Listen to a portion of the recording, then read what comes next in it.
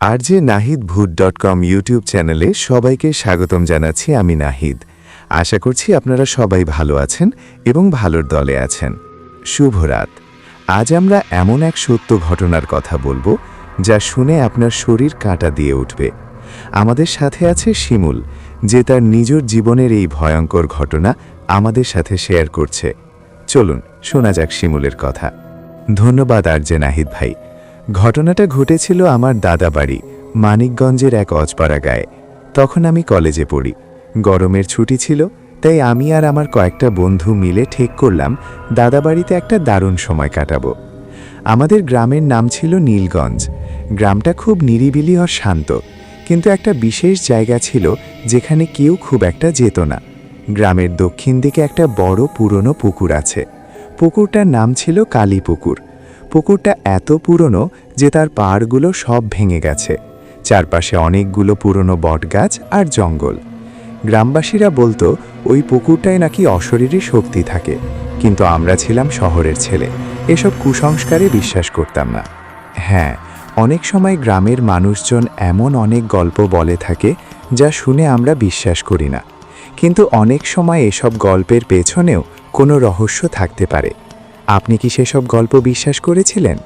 প্রথমে বিশ্বাস করিনি নাহিদ ভাই, কিন্তু তারপর একদিন রাতে আমরা বন্ধুরা মিলে পুকুর পাড়ের বটগাছটার নিচে বসে আড্ডা দিচ্ছিলাম। রাত তখন বেশ গভীর।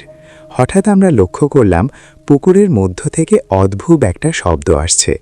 মনে হচ্ছিল কেউ পুকুরে স্নান করছে, কিন্তু তখন এত রাতে ওই পুকুরে স্নান করার কথা কেউ চিন্তাও করতে পারে না। আমরা একটু অবাক হলাম, কিন্তু কেউ কিছু না ভেবেই আড্ডা দিতে থাকলাম। পরের রাতেও একই শব্দ। আমরা ঠিক করলাম একবার গিয়ে দেখব কে এমন রাতে পুকুরে স্নান করে। আমরা যখন পুকুর পাড়ে পৌঁছালাম তখন পুকুরটা একদম শান্ত।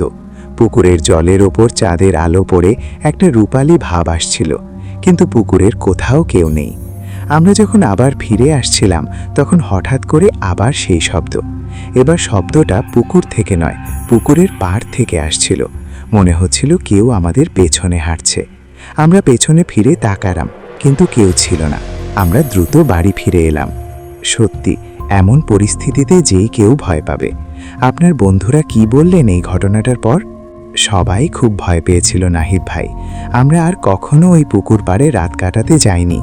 কিন্তু এই ঘটনাটার পর আমরা লক্ষ্য করলাম গ্রামের মানুষজন আমাদের সাথে অদ্ভুত ব্যবহার করতে শুরু করেছে। কেউ আমাদের সাথে কথা বলতো না, কেউ আমাদের দেখলে ভয়ে সরে যেত।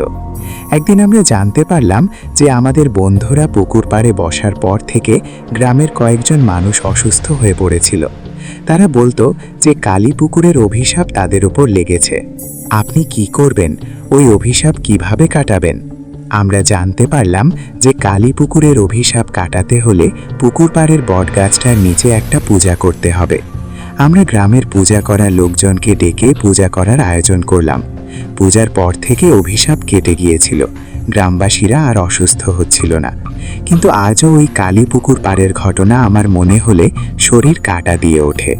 সত্যি, এমন ঘটনা শুনে আমারও শরীর কাঁটা দিয়ে উঠছে।